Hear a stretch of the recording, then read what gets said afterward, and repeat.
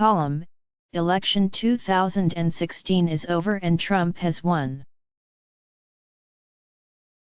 With the possible exception of Jefferson Davis, Donald Trump will be the worst president in American history. I know that sounds extreme. No, not the Jefferson Davis part.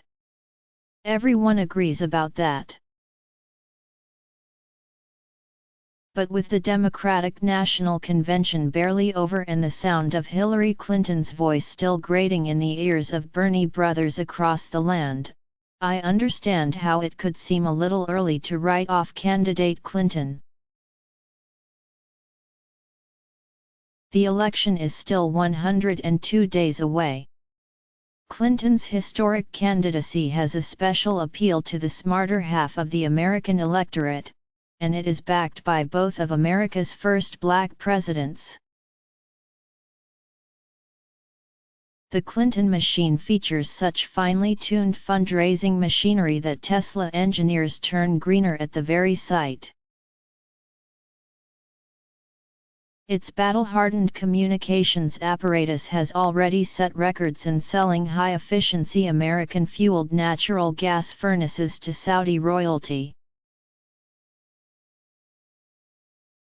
Despite polls showing the deeply unpopular Clinton behind in the race against reality TV Republican Donald Trump, only a fool would bet against her. And yet, every time a Clintonite attacks Trump, it is getting hard not to giggle, or at least titter, depending on your jocular orientation.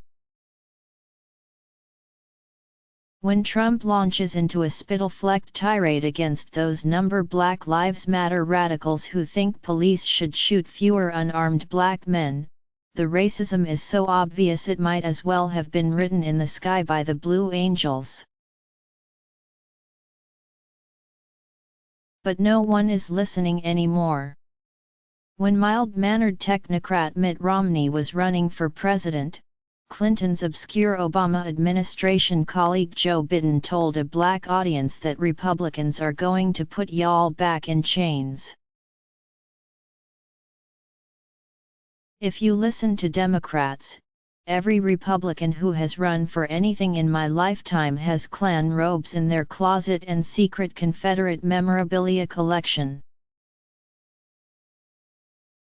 When Trump joked that maybe Russian President Vladimir Putin could find Clinton's missing emails, the Hillary-friendly precincts of Twitter erupted with accusations of Trump treason.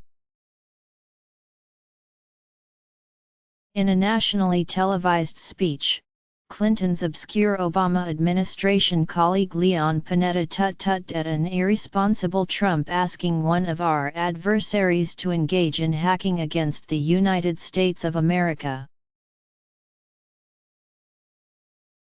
Of course, foreign data theft is nothing to laugh at. But the pilferage of old yoga schedules and plans for a wedding long consummated hardly seem the kind of thing to require the involvement of an old CIA director long retired. And, well, calling Russia an adversary seems unnecessarily dramatic.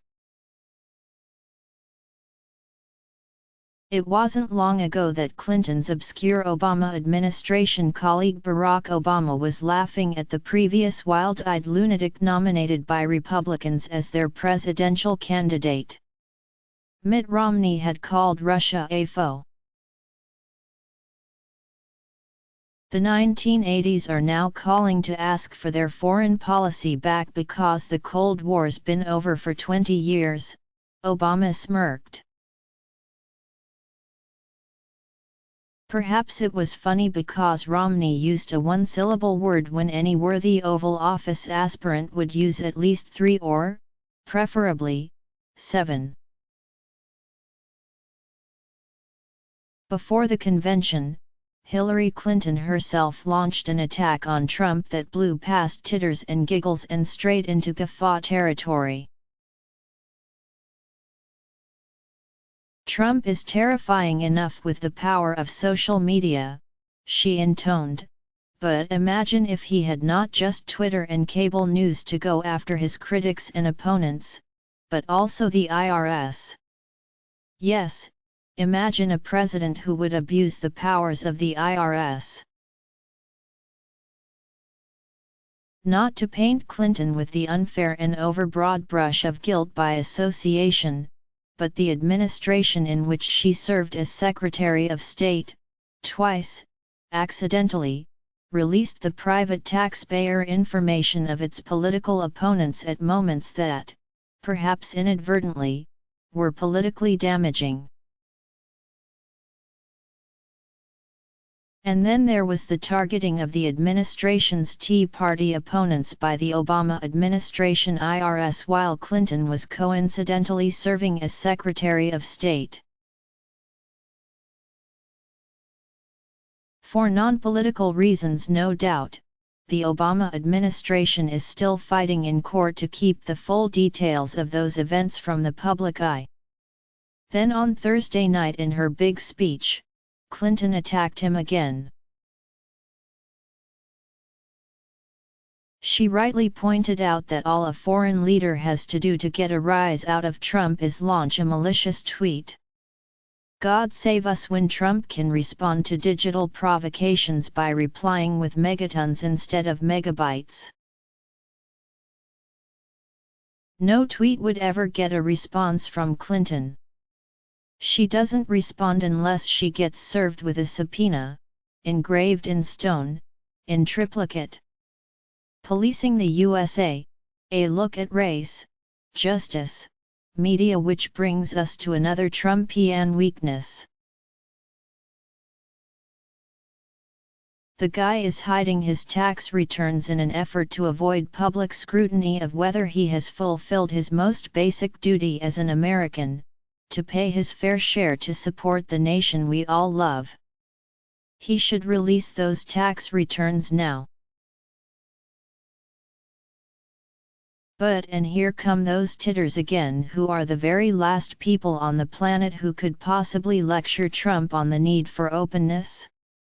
That would be anyone who thinks Clinton should be the next president of the United States.